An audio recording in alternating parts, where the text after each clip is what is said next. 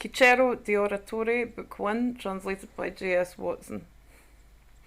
As I frequently contemplate and call to mind the times of old, those in general seem to me, Brother Quintus, to have been supremely happy, who, while they were distinguished with honours and the glory of their actions in the best days of the Republic, were enabled to pursue such a course of life that they could continue either in employment without danger or in retirement with dignity.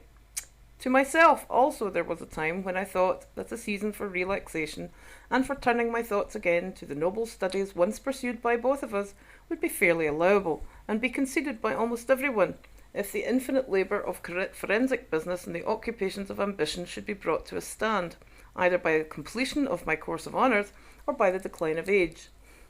Such expectations with regard to my studies and designs, not only the severe calamities resulting from public occurrences, but a variety of our own private troubles, have disappointed. For in that period, which seemed likely to offer most quiet and tranquillity, the greatest pressures of trouble and the most turbulent storms arose. Nor to our wishes and earnest desires has the enjoyment of leisure been granted, to cultivate and revive between ourselves those studies to which we have from early youth been addicted. For at our first entrance into life we fell amongst the perturbation of all ancient order. In my consulship we were involved in struggles and the hazard of everything, and all the time since that consulship we've had to make opposition to those waves, which, prevented by my efforts from causing a general destruction, have abundantly recoiled upon myself. Yet, amidst the difficulties of affairs and the straitness of time, I shall endeavour to gratify my love of literature, and whatever leisure the malice of enemies, the causes of friends, or the public service will allow me, I shall cheaply devote to writing.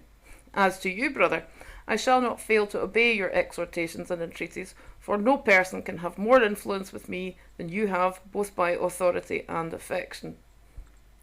Here the recollection of an old tradition must be revived in my mind, a recollection not indeed sufficiently distinct, but adapted, I think, so far to reply to what you ask, that you may understand what opinions the most famous and eloquent men entertained respecting the whole art of oratory.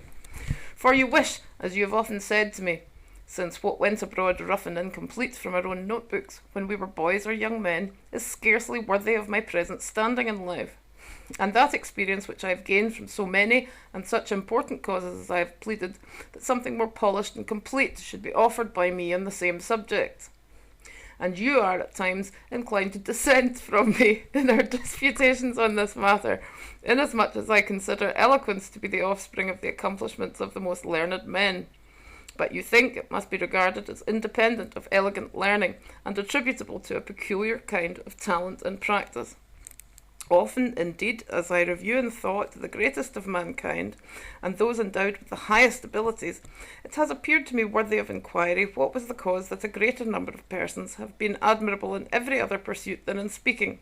For which way soever you direct your view in thought and contemplation, you will see numbers excellent in every species, not only of the humble, but even of the highest arts.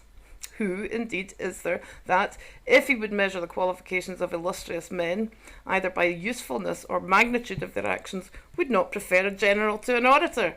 Yet who doubts that we can produce from this city alone almost innumerable excellent commanders, whilst we can number scarcely a few eminent in speaking? There have been many also in our own memory, and more in that of our fathers, and even of our forefathers, who had abilities to rule and govern affairs of state by their counsel and wisdom,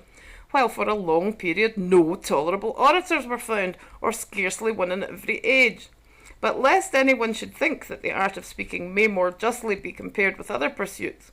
which depend upon abstruse studies, and a varied field of learning, than with the merits of a general, or the wisdom of a prudent senator, let him turn his thoughts to those particular sciences themselves, and contemplate who and how many have flourished in them, as he will thus be best enabled to judge how great a scarcity of orators there is and has ever been.